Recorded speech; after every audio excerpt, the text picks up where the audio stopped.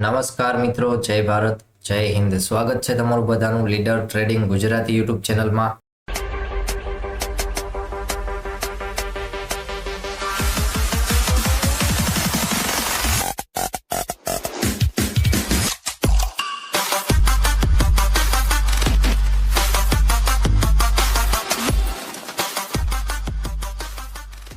તો ચલો મિત્રો, આજે હતી 11 ડિસેમ્બર અને આજના દિવસે પણ માર્કેટે થોડી ઘણી મુવમેન્ટ જોવા મળી અને આજના દિવસે પણ કોઈ મોટી મુવમેન્ટ નથી જોવા મળી કે જે માર્કેટમાં રેન્જ ચાલે છે. ખાસ કરીને બેંક નિફ્ટી તો એના એ રેન્જમાં ક્યાંક કામ કરતું હતું અને નિફ્ટીની વાત કરીએ તો નિફ્ટીએ સવારમાં થોડી ઘણું વોલેટાઇલ હતું અને થોડી ઘણી મુવમેન્ટ જોવા મળી.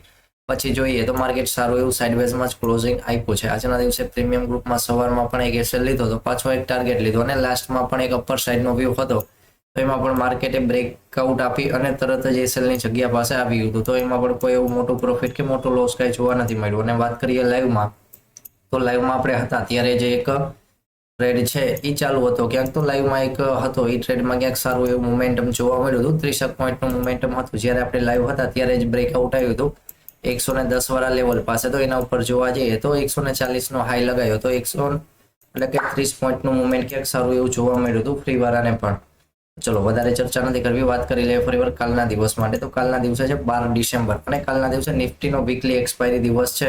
તો કાલના દિવસે હવે બધાને એવું છે કે થોડી ઘણી મુવમેન્ટ આવે તો સારું છે. માર્કેટ સારું એવું અઠવાડિયાથી સાઇડવેઝની રેન્જમાં ચાલે છે. તો કાલના દિવસે એક સારી એવી મુવમેન્ટ આવવાની આશા છે ક્યાંક. તો ચલો ફરીવાર માર્કેટનું ક્લોઝિંગ આવ્યું છે 641 વાળા લેવલ પાસે, એટલે કે 640 વાળા લેવલ પાસે. તો નીચેના ઝોનમાં જોવા જઈએ તો 600 નો ઝોન એક સારો એવો સપોર્ટ ઝોન છે.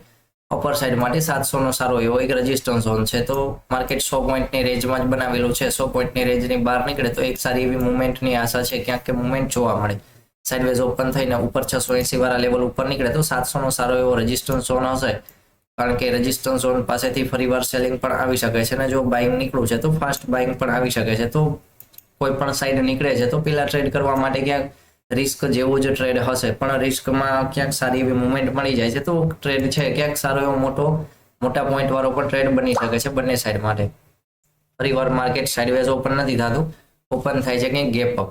640 વાળા લેવલ પાસે ક્લોઝિંગ આવ્યું છે તો માર્કેટમાં 60-70 પોઈન્ટનું ગેપ અપ હશે તો 700 વાળા લેવલ ઉપર ક્યાંક ઓપનિંગ થઈ જશે. 700 વાળા લેવલ ઉપર ઓપનિંગ થાય છે તો પેલી કેન્ડલનો વેઇટ કરી લેવાનો છે. પેલી કેન્ડલ જોવાનું છે કે ક્યાં ક્લોઝિંગ થાય છે. પેલી કેન્ડલ 700 વાળા ઉપર લેવલ ઉપર ઓપન થાય છે કે 60-70 પોઈન્ટનું ગેપ અપ હશે તો પણ ક્લોઝિંગ છે એ 680 ના લેવલ નીચે નીકળે અને 680 ના લેવલ નીચે કામ કરતું હોય તો આપણે ડાઉન સાઇડની મુવમેન્ટ માટે જોઈ શકાય છે. પણ કન્ફર્મેશન થોડીક 660 વાળા લેવલ પાસે મળશે. ડાયરેક્ટ 680 ના લેવલ પાસે કન્ફર્મેશન નહીં મળે કારણ કે 700 નો ઝોન છે અહીંયા પણ સારો એવો ઓપન ઇન્ટરેસ્ટનો ડેટા છે એટલા માટે. પણ માર્કેટ ઓપન થઈ જાય છે 700 વાળા લેવલ ઉપર, ક્લોઝિંગ નીચે આપી દે તો આપણે ડાઉન સાઇડના વ્યૂ માટે જોશું. અને ઓપન થાય છે અને 700 વાળું લેવલ જાળવી રાખે છે. 700 વાળા લેવલ પાસે ઓપન થાય છે, કેન્ડલ નીચે નીકળે છે પણ પાછી ક્લોઝિંગ છે એ 700 વાળા લેવલ ઉપર આવી જાય છે. તો ઉપર છે 740 અને 720 નું લેવલ છે કે જ્યાં સી માટે બાઇંગ પ્રાઇસ ક્યાંક બાઇંગ કરી શકાય છે કે 700 નો સી છે, 700 ના સી માં ક્યાંક મુવમેન્ટ જોવા મળી શકે છે અપર સાઇડ માટે. પણ વધારે ગેપ અપ જોવા મળે ડાયરેક્ટ 760 વાળા લેવલ પાસે તો પણ થોડોક વેઇટ કરી લેવાનો છે કે માર્કેટ પહેલી જ કેન્ડલમાં 700 ના લેવલ નીચે નીકળી જશે તો સેલિંગ જોવા મળશે. બાકી 700 ના લેવલ ઉપર હશે તો અપર સાઇડ માટે છેલ્લું લેવલ છે કે 760 નું બ્રેકઆઉટ જોવા મળે તો ડાયરેક્ટ જ 860 ના લેવલ સુધી પણ સારી એવી મુવમેન્ટ ક્યાંક જોવા મળી શકે છે. ફરીવાર માર્કેટ ક્યાંય ગેપ અપ નથી જોવા મળતું ને ઓપન થઈ જાય છે ક્યાંક ગેપ ડાઉન.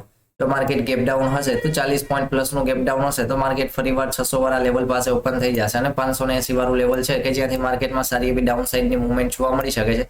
ડાયરેક્ટ 500 ના લેવલ સુધી માર્કેટ ક્યાંક સાઇડવેઝ ઓપન થાય છે અથવા થોડું ઘણું ડાઉન ઓપન થાય છે તો થોડું વેઇટ કરી લેવાનું છે કે કેન્ડલ છે 580 ના લેવલ નીચે નીકળે તો એક ડાઉન સાઇડની મુવમેન્ટ માટે જોઈ શકાય 500 ના ઝોન સુધીના ટાર્ગેટ માટે. અને એક્સપાયરી દિવસ હશે તો 500 નો ઝોન છે એ સારો એવો મોટો ઓપન ઇન્ટરેસ્ટ વાળો ડેટા વાળો ઝોન પણ ક્યાંક જોવા મળી શકે છે.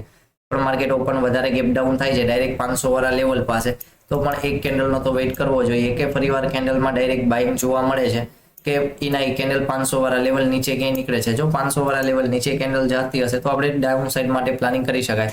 500 વાળા લેવલ ઉપર ક્યાંય કેન્ડલ રહેતી હશે તો આપણે અપર સાઇડનું પણ પ્લાનિંગ કરી શકાય નીચે 480 ના લેવલ પાસે સ્ટોપ લોસ રાખીને.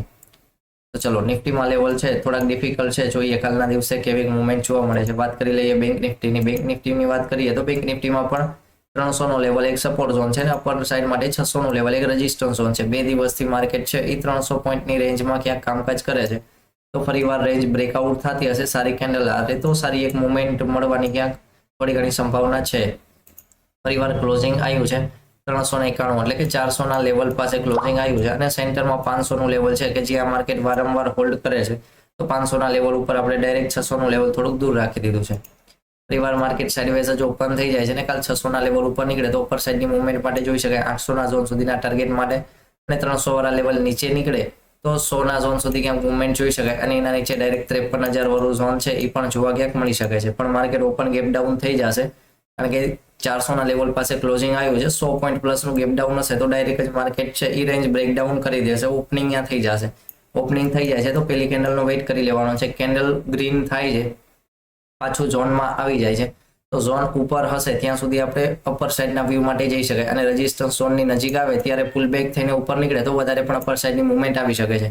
પણ ઓપન છે એ ગેપ ડાઉન ઓપન થાય છે પેલી કેન્ડલ આવી જાય છે ગ્રીન 500 નું લેવલ બ્રેકઆઉટ નથી કરી શકતું અને પાછી એના એ કેન્ડલ નીચે નીકળી જાય છે તો એ ઝોન પાસે ક્યાંય પુલ બેક જોવા મળી જાય તો પુલ બેકનો એસએલ રાખીને ડાઉન સાઈડની મુવમેન્ટ માટે જોઈ શકાય. ડાયરેક્ટ નીચે છે 53,000 ના ઝોન સુધીના પણ ટાર્ગેટ ક્યાંક સારા એવા જોવા મળી શકે છે. પણ જો વધારે ગેપ ડાઉન ઓપન થાય છે તો 53,000 નું ઝોન છે કે જે સારો એવો સપોર્ટ ઝોન તરીકે કામ આવી શકે છે. ફરીવાર માર્કેટ ગેપ ડાઉન ઓપન નથી થતું ઓપન થાય છે ક્યાંક ગેપ અપ 200 પોઈન્ટ પ્લસનું ગેપ અપ હશે તો માર્કેટ 600 વાળા લેવલ ઉપર ક્યાંક ઓપન થઈ જશે. એ ઝોન પાસેથી વારંવાર સેલિંગ આવે છે તો ફરી પાછું સેલિંગ આવી 500 ના લેવલ નીચે ક્યાંય નીકળે છે તો ડાઉન સાઈડ માટે જોઈ શકાય. પણ કેન્ડલ છે એ જગ્યા પાસે ઓપન થાય છે પેલી કેન્ડલ નીચે આવી જાય અને પાછું એ ઝોન પાસે એક બાઇંગ જોવા મળે અને 632 વાળા લેવલ ઉપર કામ કરતું હોય તો અપર સાઈડની મુવમેન્ટ જોવા મળી શકે. ક્યાં સુધી 900 ના લેવલ સુધી ક્યાંક ટાર્ગેટ માટે જોઈ શકાય.